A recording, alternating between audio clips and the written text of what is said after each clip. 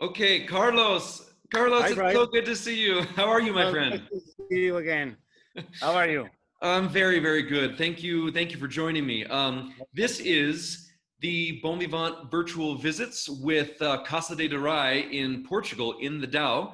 And with me is Carlos Ruivo, which I'm so good at pronouncing his last name. I know it. But Carlos, first, thanks for being here and thanks for taking some time because I'm really excited to talk about your wine and your project. I'm the one who thank you for the time, and it's a pleasure always tasting again with you. Yeah, it's great. Beautiful now for the first time. I know the year has been a weird one, Yeah, for sure. and in fact, it was interesting. The last time I saw Carlos was Yeah, at his property, so but crazy. very briefly. It was the day that the world exploded with COVID, and everything was shutting down. And our group sat on this gorgeous estate. We drank these amazing wines, and we had to deal with trying to figure out how to get back home. So it was really, really Yeah, exciting. for sure. And I needed to come back to Porto because they are thinking to close the town with Right. my kid. So You had to both get of back to us the are family. like crazy. Yeah, for sure. So we hung out by ourselves at Darei. It was magic. It was magic. We missed you, but it was magic. Um, Okay. Okay. so Carlos, first of all, Yeah. let's talk about where you're Yeah. located in Portugal. I've got a Okay. few maps here that I can pull Cool. up. So this is obviously Portugal on the west side of Spain, on the west coast of the Iberian Peninsula with the Atlantic Ocean, and the Dow Yeah. sits very kind of central Portugal, this big burgundy looking color. Um, but then once we zoom in on the Dow, can you help me tell me where you're located? So here in the Dow, you see Mangualde Mangualde. in the pink zone, Okay. and then you have just above Penalva do Castelo. So Penalva do Castelo. that blue line there, it's the Dow River. That's the Dow. Cool. Yes, that's the Dow. So just upstairs where it says Mangualde, we are about that. Our Darei, it's a natural reserve over there where we have 2 miles of rivers. So Wow. just up of the Mangualde where you see right there. So are these are different subregions of the Dow? Yeah, so the Dow have like 7 subregions. We are in the Azurara subregion, so it's a little bit more north side Spain. So maybe talk first a little bit about the region itself. Yeah. So if you can go to the map, maybe it's easier to see. Oh So yeah. we are north center of Portugal. We are not that far from the ocean. It's like about 70 miles from the ocean. Okay. But the Dow, it's why it's different from Bairrada. It's just next to the ocean. So we don't have that too much ocean influence on the region because we are protected by mountains from 3 sides. All the sides, less Spain, we are protected by these 3 mountains. So over here, this kind of whole border of mountains. Yes, that's why it makes a different region from Bairrada. We are more up in elevation at sea level, and also we are protected by the mountains. So we have some ocean and Atlantic influence on the wines, but not that much. Gotcha. What is the elevation of Dow and where you're located? So in my vineyard, it's about 420 meters altitude. The vineyard that you know, the 5 hectares that we have up top, it's about 420 meters altitude. Yeah. Wow. Okay, cool. And actually, just to kind of show, this is a view of the property, and kind of there's the Dow River out below. It's such a beautiful estate, and where this river flows. So you have this protection of the mountains, and what does that do for your climate? What's the climate like there? So it's a more hot area than just to the sea. So we can, and that's why in the Dow we can do, as you know, that nice acidity on the wines. It comes exactly because of that. We can have during the day about 44 degrees at day, and then at night goes to 10, 11.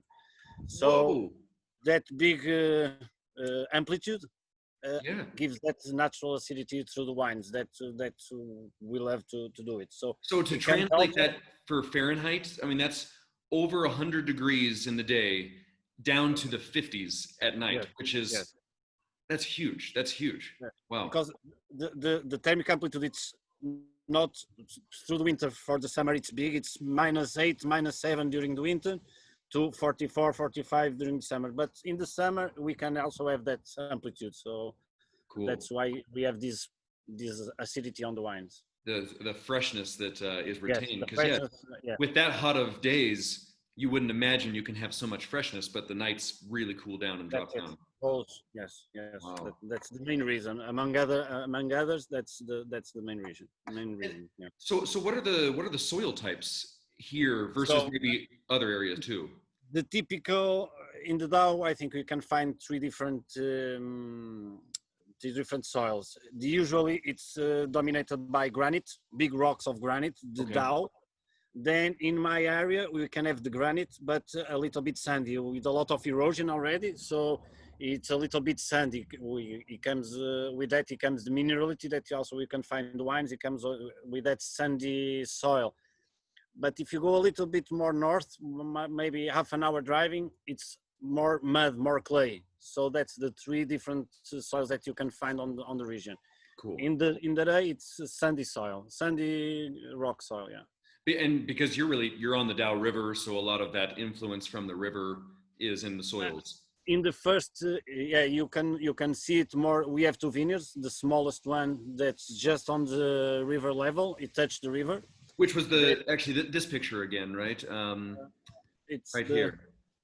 Yes, that's the first vineyard. It's just 1 hectare of vineyard, and here you can feel that. But then up top, you can't feel the river itself. You can feel it. You can't feel it not that much as on this first vineyard. Yeah. Cool. It's beautiful. So, is that kind of why the Dow is broken up into 7 different regions? Is it soil based at all, or not really? Soil and also the weather. It changed a little bit, so that's why we have 7 subregions, not just the soil. Okay. What is the backstory to Casa de Darei? How did everything begin?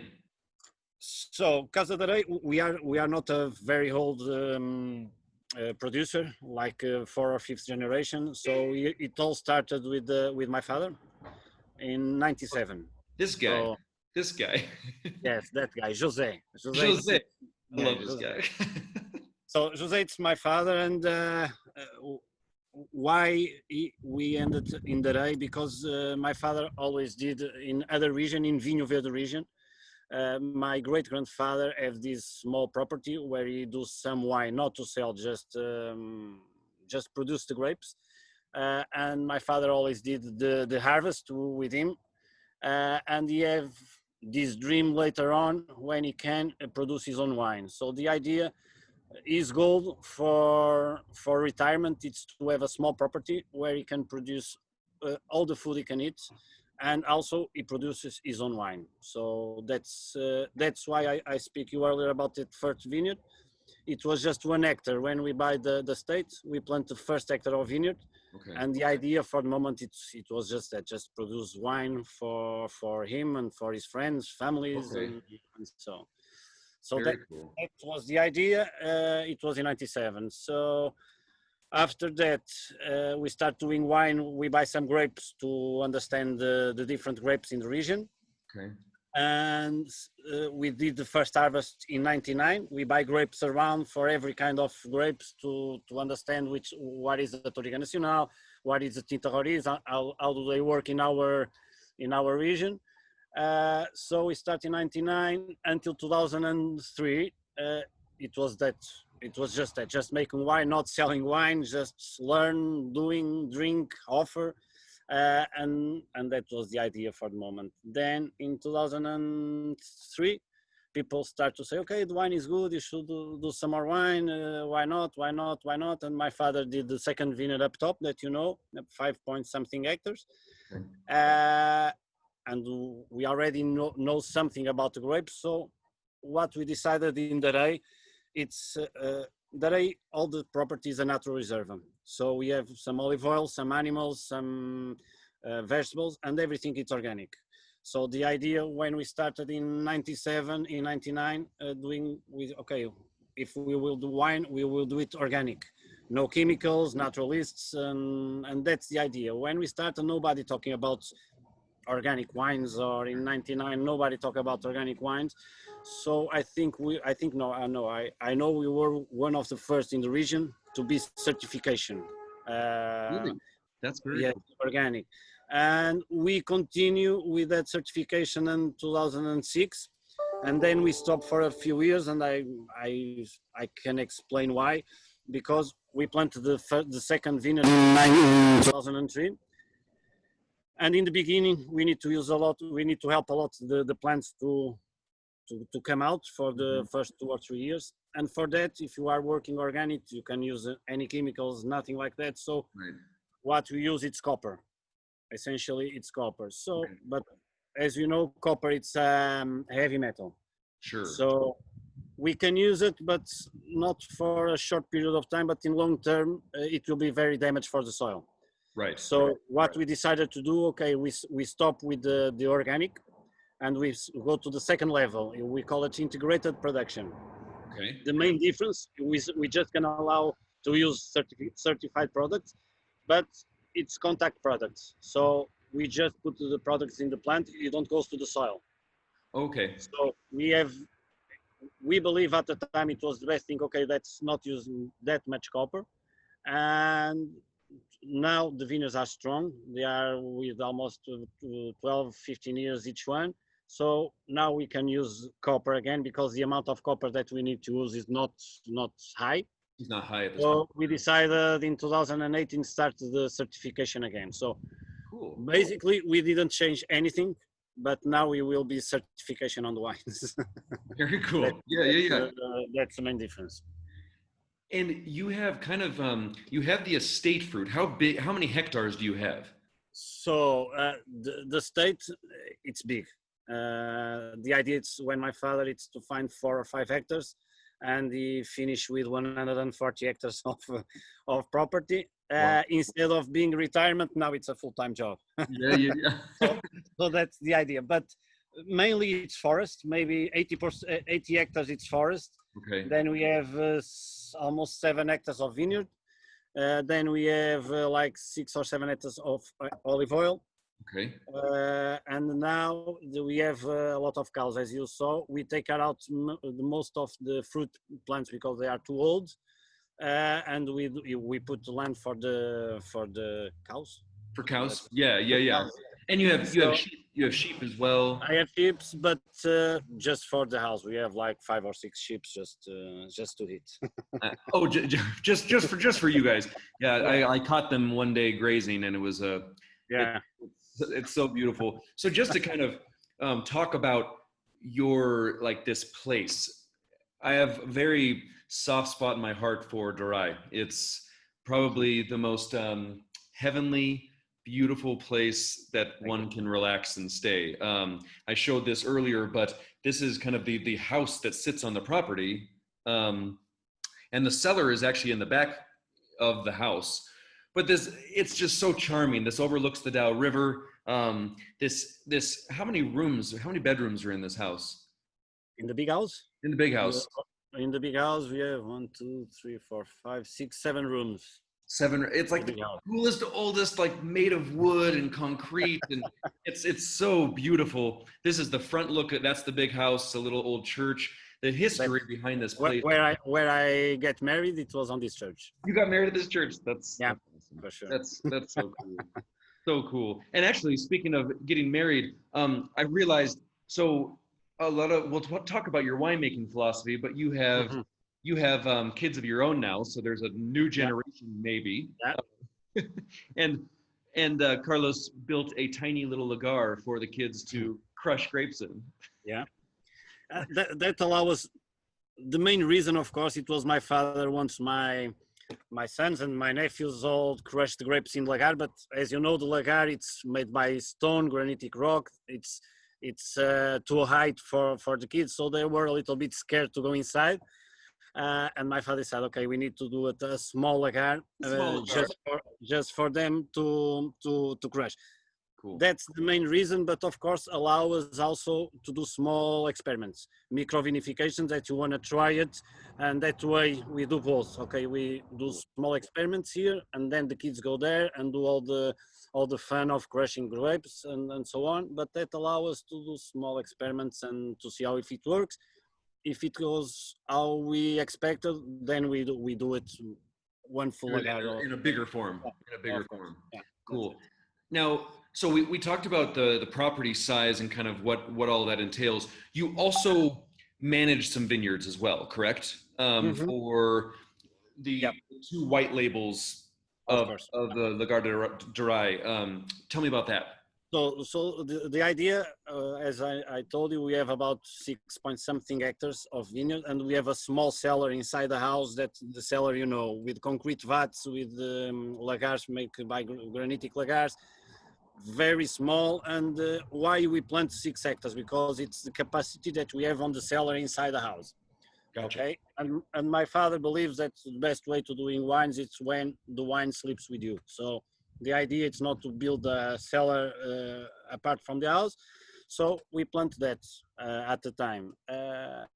But then after we do a bunch of wine, we need to sell the wine. Yeah. And that's where I come in 2009, more serious. Okay, it's a full-time job. And what we feel at the time, okay, we have these, I believe, good wines with a good price, the Reserva line. But for some markets, we need to have a little bit more quantity and entry-level wine to show people, because we are small, we don't do advertising. So the best way to people know about us is to try the wines. So decided to rent some vineyards, not to rent, we buy them the grape. In 80% of the case, we take care of the vineyard. And the common thing, it's our how we call it, our engineer from the vineyard, how we call it in like a vineyard manager. Yes, viticulturist. Okay. He works with all that because we are a small producer. It's not a time with us. Several small producers, and we work just with the vineyard that he takes care of. So we know exactly what is happening on the vineyard, but that allows us to do a little bit more wine. But on this wine, we are not allowed to be organic certified because we buy grapes. It's not our own grapes. We work the same way, with one exception. It's the entry-level white wine. Sometimes we need to inoculate some yeasts to help with fermentation. Okay, so not every time, but sometimes when you can get there, we help it a little bit with we inoculate some yeast in the entry-level white wine. Otherwise, everything is natural yeast. No, everything it's naturalist for sure. So that's the main reason that we are not organic in the entry-level wines. I see. Okay, gotcha. That makes sense. That's our strategy to have a little bit more portfolio to open markets. Yeah. And there's a fly in this room. It's driving crazy. And so those two wines, the white labels, or the Darei, Tinto, and the Branco. They're not made in your cellar at the house either. No, no, because the cellar it's for the vineyard that we have inside the house. So what we do, we have another producer who is a good seller and is not using 100% like many producers in the DAO. So we rent space. Okay. We rent a space on his cellar, and we go there and we make our own wine, but not in our cellar. But the same thing. Concrete vats, 90% concrete vats on the entry level. Some of them goes to inox, but just some leftovers or some wine that we can put inside the cement vats, but 90% is cement vats. Cool. Lagar, on the entry level, we don't work in Lagar, so we don't use Lagar for the entry level. It goes direct to the vats after pressing. Okay. Yeah. And as you mentioned, you know, some markets it's important for that kind of entry level. And in America, that definitely works for us because we're in the 3-tier system where pricing keeps going. Yeah. So the value is phenomenal in all of your wines, but definitely kind of has a nice entry-level price point for that project, which is great. That's the idea, and that's the effort. It's to do try to have a good price for that first wine. Great. Cool. And so I think we've kind of covered everything. Let's talk about the wines and drink the wines. You're already drinking, so I need to I catch. already started. I need to catch up. So we will start with that kind of entry level wine. In fact, you know what? I've got more glassware here. Let's do this. Let's talk about these two wines and then Okay, I have a good idea. Yeah. Okay. the rest of them. So this is the Darei Branco, and Yes. tell me, like, so this is coming from the other property, but oh, I need to pour. What are the wine or what are the grapes? So the grapes, as in the private selection white on with our grapes, we decided just to work the Portuguese and not just Portuguese, but the local grapes. Okay. So of course the main grape is in Cruzado, in the whites. It's the most famous grape in the region and the most powerful grape. And then we work with Malvasia Fina, Bical, Cercial, and Gouveia. Of course, not every time we put all together, but that's the 5 grapes that we are working with. The base of the wines, it's Cruzado, Malvasia Fina, and Bical. That's the 3 main grapes. Then we have small things happening in the wine. But and the idea of this first white, it's to keep it about the freshness. That's our goal when we do it to wine, not a swimming pool wine with nothing happen on the wine. Okay, we have some structure, we have nice acidity, but try to have that structure, not very concentration, and try to keep it the alcohol above 13 all the time. In this case, it's 12.5. Try to keep it fresh, easy to drink, open 1 bottle, 2 bottles, and drink some wine. Yeah, absolutely. And are you co-fermenting the grapes together? Almost, yes. The only grape sometimes we don't co-ferment it's the Cruzado, because then we like to do a single variety Cruzado that we are releasing soon.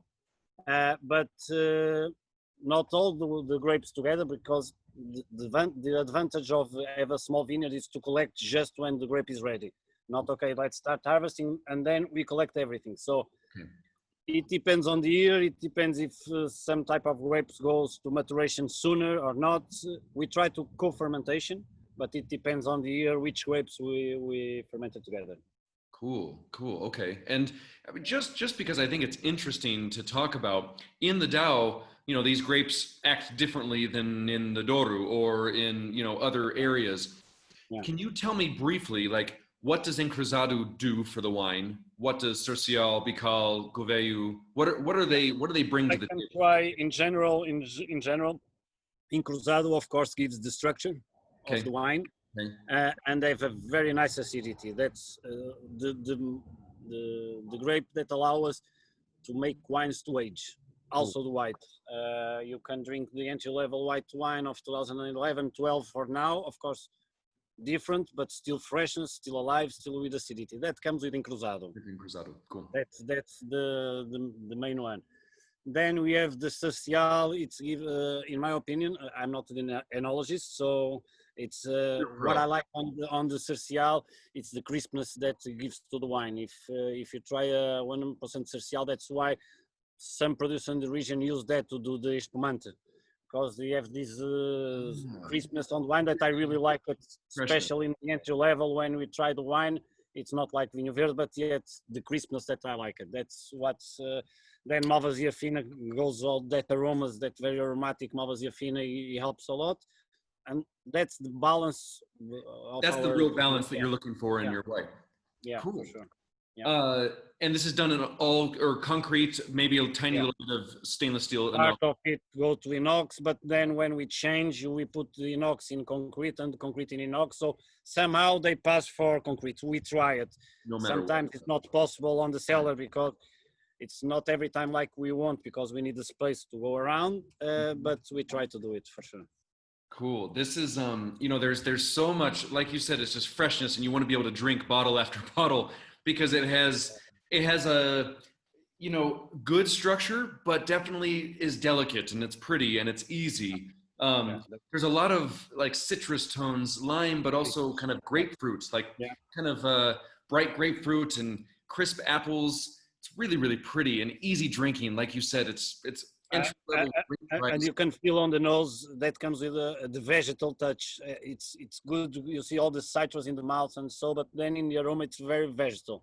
Yeah, So it really is. that's what it makes the wine. And that comes with the Malvasia fina. That comes all this aromatic that makes the wine surprising because it's you can feel the vegetables you are expecting, and then it comes all these citrus, all these things happening in the wine. That's why we love to work with 4 or 5 grapes if we can, for sure. Cool. Okay. Awesome. Well, so now the white label Lagar de Darei Dao Tinto 2014, Mhm. and this now also from that different the vineyards that you manage Yeah, versus the vineyards right around the cellar. Um, yeah. so let's talk about this. What's happening in this? So for the Reds, we decided it was an easy decision because it turns up to be the grapes that we like it more, the typical 4 grapes in the DAO. Toriga Nacional, Tinta Roriz, Jayan, and Alfrocheiro. I think Toriga Nacional, everybody is related to. Tinta Roriz is like Tempranillo in Spain, Right. maybe. And Jayan, it's a grape that I really love it. It's typical from the DAO, and it's like Mencia in Spain. Okay. So on this first one, we will find a lot of Jayan. And why in the entry level you will feel it a lot of Jayan? Because we use Jayan more in the entry level in more quantity, not more, but in more percentage, because it's a grape will help us very much to put the wine all together, to bound all the grapes. Okay. So because we released the entry level sooner, with less time in the bottle that we need in the DAO, we decided to use more Jayan to help the wine to get ready a little bit more sooner. So I'm almost going to catch this fly. Maybe until the finish of the meeting, you will catch it. I will kill him. So this is more Jayan, kind of that Menthea base, and aromatically, it's so cool. It's like spicy and full of like black pepper and Black pepper. black pepper and really cool blackberries and kind of forest berry fruit. Yeah. With a freshness, it's so it's been said that Dow brings the most Burgundian style to. If you need to choose one region for the typical DAO, I'm not talking about just Darei now, but if I need to find a region related to, it's Burgundy for sure. It's Burgundy. I think that's why our bottles since ever it's Burgundy style. I think the region connects a lot with Burgundy for sure. This wine is so alive. It's so cool. And honestly, the value is absurd. So this is 2014 current vintage that we have in stock right now. And it even has like when you smell mezcal, and mezcal, everyone thinks of smoke, but smoke is not a good way to describe mezcal because it's more about the earth and like what is roasting. And so I get that tone. It's not smoky, but it's that kind of roasted, smoked style of fruit, and it's so cool and aromatic. I love it, and it balances it with the black pepper so well. It's really alive and fun. It's that's what I'm talking about. If you have time, I'm just releasing this wine right now. If it's only a decision when the wine is good to go, I decide, okay, let's start selling the 40 now. But it's not every time possible. Thank God, we are selling some. But that's one, as you know, it's one of the main characteristics from the DAO. It's the aging potential of the wines. We'll definitely talk about. But you don't need to do the wine. Okay, I will do this wine, this blend to age. If you take an entry level random down wine for any producer from 2014 entry level, the wine, it's alive, it's nice to see, it's there, it's fresh. So it's one of the main characteristics from the DAO for sure. That's pretty cool. Well, let's go back to white now. So this actually is kind of a teaser because this is the one wine of this lineup that I don't have in stock. But please let me know if this is of interest to you, because I would love to get some bottles or start working with this wine more often. because it's something special. 2016, the private selection Branco. So this is a state fruit, that surrounds the property. Tell me about this. So the main difference, as you told right now, it's with our own grapes. But then all the process it's different. If you put in a simple way, it's everything. It's we take more time to do the wine. Okay. So we start as when we collect the grapes, a very good choice of the grapes. Okay. Then the grapes go to that small press that you saw on Darei, that wood press, hydraulic, where we put the grapes inside, and then before we crush, it's usually my sisters, if they are around, because now one is in Brazil, okay, and they are always driving, but if they are in Portugal, usually they are the one who crush by foot before the press. Cool. And then we crush them by foot, and we let them contact skin for 14 hours, 15 hours. Okay. And then we finish the press, and then we take the wine for fermentation. But on the first one, we have 1 or 2 hours with contact skin. On this one, we let them for, it depends, but 12, 14, 16 hours at least with contact skin. Okay. That gives before fermentation really begins, right? Before fermentation. We take the wine, we crush by foot, we let them contact skin, we crush again. And then after, in the end of the day, we start pressing the grapes. So very small production here. It's 5,000 liters that we do on this wine. Okay. And the idea is to keep it like this, because as my father says, this is my mom's wine. This is your mom's wine? My mom almost drinks white wine and is very sharp on the white wine. So the wine that he really likes to drink is this one, and so for that 5,000 liters we can change nothing. So that's the idea. She drinks 2,000 liters of it. Wow. But that's and all that makes the difference on the wines. On this one we don't inoculate, never. On the first one sometimes we help them. On this one is with naturalists all the time. Okay. So this. Sorry, just a minute. It's the train now. It's the train. The train's going through.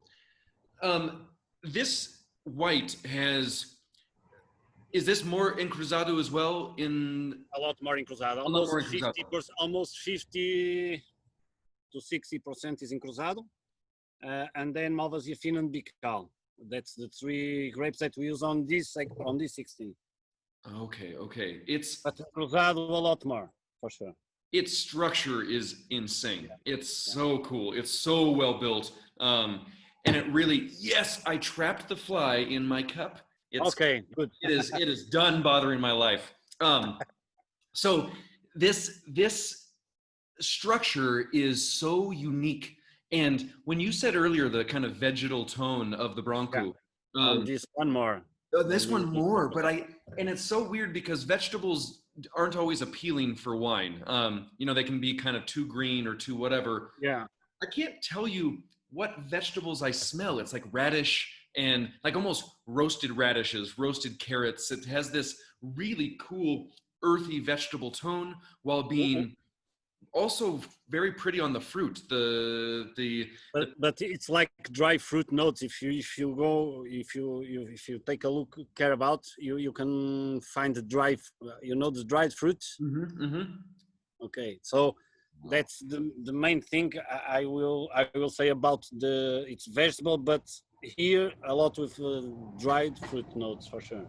Cool. What an amazing structure and neat balance to this wine. The key for us is that in all of our wines, if you try all the wines, what we try to have on the wines, it's the things that we believe in the region the wine should be about. Cool. It's elegance, freshness. It's, I think, if I need to tell you 2 good things about the region and what we can do on the region, it's go after the freshness and go after the Length and the elegance and beauty. that's it, the elegance, not very concentrated. We are not looking after that very powerful with a lot of concentration wine. That's why we use the lagars also. We do all the alcoholic fermentation of the Reserva wines in the lagar that allow us to be with 8 to 10 days there in the lagar with a very gentle crush, not to avoid that green flavors that we want, that we don't want on the wine. That's why we crush them by foot, not hydraulic, not nothing. To have this, I think, elegance and freshness. I think if I need to choose the one common thing about the wines and what we are looking for on the wines, it's that for sure. That. Very, very cool. Carlos, should I do Abrigo then the Reserva or opposite? Yeah, we can do it. It's the same. It's the same. Okay, cool. So we now taste the 2012 Abrigo. This is such a cool wine. I absolutely adore it. So again, the next 3 wines are the estate property right around the cellar, all done by foot in the Lagar in this area. Yeah. So tell me, what's the difference now, Abrigo versus the next Reserva? So we started to do it, this kind of Reserva, the Abrigo. Abrigo in Portuguese, it's like, it means like homeless. Homeless. And we only started to do this wine in 2011. Okay. Until then, we have the Reserva. With our grapes, we do our Reserva wine. But of course, my father always did that wine that we'll drink at home. Small experiments, the wine that he feels like that you want to drink over the year. A very personal blend. And we do it like an inox vat of 1,000 liters, and we put in the bottle just for us. And I started to find this wine a different approach for Reserva, but at the same time a very interesting one. So I asked my father, okay, why we don't do it instead of doing just one Reserva? We do these 2 different blends. And my father, in the beginning, he didn't want to because he said, okay, we have our Reserva and this wine, it's a Reserva this year, but if for next year I want to do a very low structure wine, just super fresh, just to drink, I won't be able to do that. Don't thinking, okay, now it must be a Reserva, it have more structure and so and so and so. And so what I decided with him, it's okay, you continue to do your own blend. And before we put the wines in the bottle and decide the final blend of the wine, I submit the wine to the commission. Okay. If the commission say it will be a Reserva, we do it like a Reserva. If it's not a Reserva, it will only be Abrigo, red Abrigo. And that's the agreement that I did with him. So for now, all the Abrigos that we did, it's Reserva, but I can't tell you if 16, 17, 18 it will be a Reserva or not, because we're not certified wines yet, and that's the agreement. So basically all the process is the same. The only difference is this one, it's a blend made by my father, and the other one, it's me, my father, and Pedro. Pedro is our enologist, not enologist, okay. But one important thing to talk about, just very quick, just to understand, we started in 97, and my father, when started this project, decided he just want to work with younger people. Okay, so he went to the university, and he talked with a friend teacher of enology, and he say, okay, find me 3 students from enology and 3 students from viticulture, and I want to interview them. Okay. They are finishing the schools. So my father at the time, I was not involved on that part. He decided for Pedro and for Sergio, for viticulture and for enologist, and they stay with us. So that's awesome. We never change a thing. That's why it's so easy when I talk to you and okay, let's try to do something different. I tell them and they think about us. So we grew up together, and makes everything easier to do small experiments, to work with no hook, to go to cements, to go there. It's more easy than when you have a big time enologist, and if you want to do in certain way, you don't want to do it because it makes. This is the way I do. Yeah. Yeah, that's it. So that's why we started with them. Everybody's happy, I think. At least we are. And the team it's the same since the very beginning. So Wow. So I've tasted the Abrigo and I tasted the 2014 Mhm. Reserva, and they're both gorgeous wines with a lot of elegance. But it's really interesting to taste them side by side because Mhm. the 2014 Reserva, I would call it more traditional Yeah, elegant. You yeah, know, it's so gorgeous on the palate. It has some wonderful kind of spicy tones to it. Very round in the mouth with soft tannin. And yeah. the Semabrigo, uh, also elegant, but a little bit more rustic, a little bit more kind of structure. With with a final tannin, you can feel Yeah, a it little more on final the tannins. final. The influence of the sun, I kind of get a little bit more roasted fruit versus kind of as fresh of fruit, and both kind of come together and show different expressions of the place. But is that vintage variation? Is that the difference of those two Also, years? of course, the vintage variation, but of course, then all the rest of the work, all the also the blend, it's a lot different. It's Toriga Nacional with the Tinto Roriz. It's the maybe 70% of the wine. Okay. So especially in the nose, you can feel on this red 2012, you can feel the menthol, if balsamic menthol, that Yeah. wood flavors, and that comes with the vineyard. The woodsy notes on the nose. It comes, with, as you know, we are in. Not an oak, right? No oak. No, we don't use any oak on the wines now. The Cool. only one with oak it's the José Is the that we José. have in 2004. This one is just concrete. Yeah. Wow. Wow. It's really cool. That's why, and we'll try then the 2014. It's a more DAO, not classic, but it's more as you tell earlier.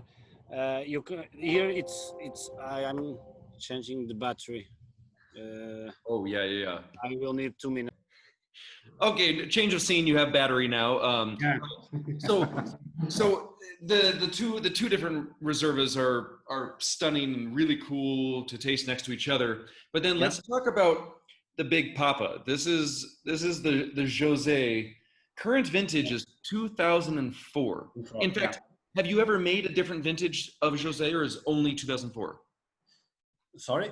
Is this the only vintage made? No, no. So the José, that kind of wine we don't do every year. So on those years that we feel on the vineyard and in the first months in the cellar that it's a special year. In that case, it was 2004. We do a different blend. We do the usual Reserva. Okay. And here we did 1,000 liters of this wine. It's a wine that we did to forget. Okay, we do the wine, some oak barrels on this one, maybe 5 months on oak barrels, not all the wine, maybe 50% of the wine. Okay. Okay. Okay, so, and the idea is to do the wine and forget about wine at least for 7, 8, 9 years. Okay. Then start to try the wine. If the wine reaches there, we release it. In this case, it was José because it was ready. We decided it was ready when we did our 15 harvest. So it's our first step as a producer. Okay. And Jose, it's my father, and it's me and my sisters and my brother decided to do a special label to celebrate this first step on the wine in the wine world, if you want. So the same for grapes. The difference I told you already: some oak barrels wine, and then age just for wine. That's the idea. This wine's aroma is emotional to me. Like I am It brings back you to the day, I suppose. 100%. Yeah. I have never when I had heard the comment the comparison between Burgundy and Dow, I was like, yeah. Everybody says, oh, we make wine like Burgundy, and then there's the 04 José. Yeah. Sure. This wine is transformative. I am in such a different place. It's emotional. It's a really incredible depth of nose, depth of fruit, depth of age. it's an '04. We're on its year 16 right now. And it is so alive and so vibrant. I feel so privileged to even drink this wine. And we have And stock of this. We have stock, and we're going to grab a little bit more because he only has a little bit more. I don't have to. But who gets to showcase the 2004 current vintage Reserva DAO wine? I can't. And that's crazy. glad when we listen you and people like you talking about this wine, because we don't sell this wine to, it's not for sale for everybody. So we decided to keep this wine for those people that work with us, but also he spent time with us. He knows Darei. We already spent time in Darei because it's what makes sense on when we drink this wine. Of course, if you drink the wine alone, it's a wonderful wine. It's a very, very good wine. But if you know the place, if we have spare some moments together drinking the wine, when you drink it, you can feel it. So I feel it. that's the idea when we do this wine for sure. And that's why I'm, yeah. It has so much depth and so much grace all at the same time. It's so fresh. The acidity is bright. I don't need to try to give lofty prose for this because I can't. It's needs to be felt. It needs to be tasted. It's really special. Carlos, I realized the one thing we didn't talk about is the label. Just to kind of point out, this is representing the Dow River, the split label. Yeah. And this is the fingerprint of your father, right? Yes, that's and it was kind of an accident. One day he grabbed a label. No, we have a funny story with an accident, but it was not like it wasn't accidental. No, I decided to do that. I studied marketing before I have full time with my father. So when I create this label, we change the label when I arrive for these ones, and I want to show people three things: Darei, it's the place, of course. Lagar de Darei, it's the Lagar because we do it in Lagar. Dow, so we have the river, and it's a small producer, handmade wines. So that's, and it makes sense to be of my father because it's the mentor. I always say mentor. The mentor, your mentor. Mentor of the project. So the funny story that we have, it's 3 years ago when, as you know, our labeling machine, it's all manual, like everything in the day. So when we hired this new girl to work in the labels, we explain how we do it, and when we start to we need to put the finger in the beginning, and then we roll.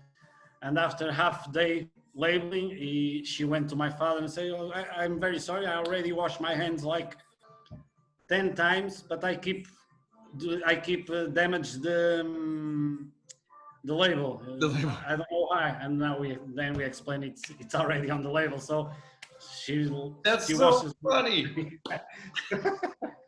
So that's the funny story. Sorry, I'm ruining every label. I already washed my hands like 10 times and keeps ruining. So that's awesome. That's awesome. The funny story with the label. Cool.